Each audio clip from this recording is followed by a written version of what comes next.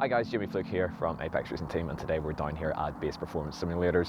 Looking forward to a good day of trying out their sims and seeing what they've got to offer. This is part of our prize from finishing inside the top 3 as part of the Team's Championship in the British F4 Esports Championship. So let's get stuck in.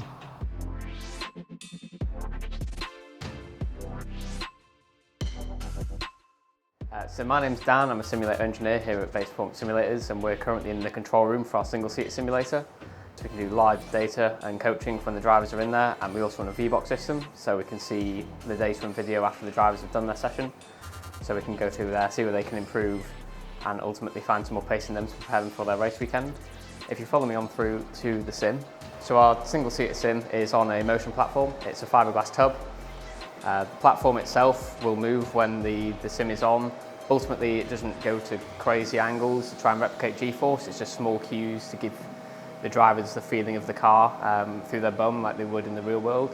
So the steering wheel itself is off a GP2 car, and it's been rewired to work with the sim. And then the pedal box is our own design with the electronic actuator in there. We predominantly use this for driver coaching, mainly in Formula 4 at the moment. We have a lot of teams come through with different drivers, mainly to prepare them for the weekend. This essentially, for a lot of the drivers, will put them in the right frame of mind.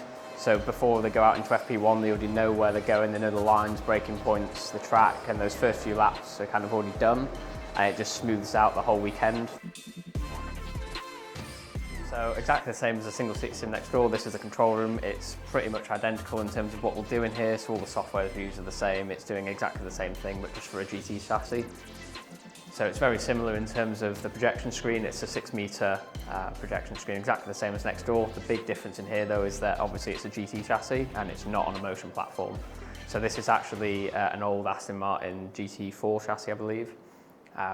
It was crashed. It's had the front and back of it chopped off because obviously we don't need those for a simulator.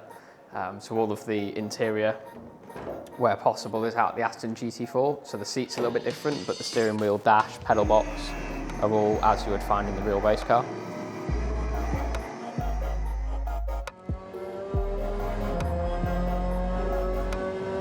One thing that was the hardest was kind of trusting the car, like finding the limit.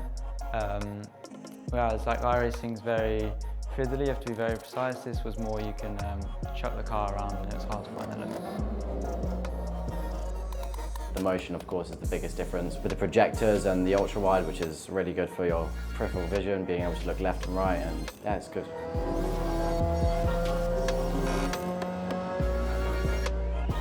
It felt very natural to try and get up to a pretty decent speed. I'm not sure whether it was the ultimate speed or not, but it felt very intuitive to drive once we sort of realised how aggressive we can be with the brake pedal. The rest sort of fell into place quite nicely. And is it going to make you any faster? Tough to say, but it's a lot of fun, I'll tell you that much.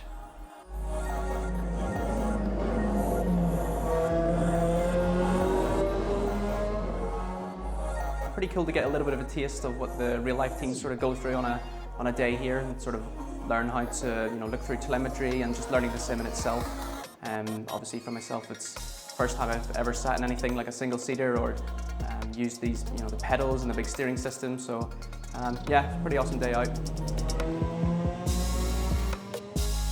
Alright, so that is our day done at Base Performance Simulators. Got to thank Motorsport UK for providing the prize for us to come down here, and also for Base Performance themselves for facilitating us today. It's been a lot of fun getting up to speed with the simulators that they've got. It's quite the experience and a lot of fun. If you've got a chance to come down here, then please absolutely do so. It's definitely worthwhile. But that's all from us today. Thanks for watching, and we'll see you in the next one.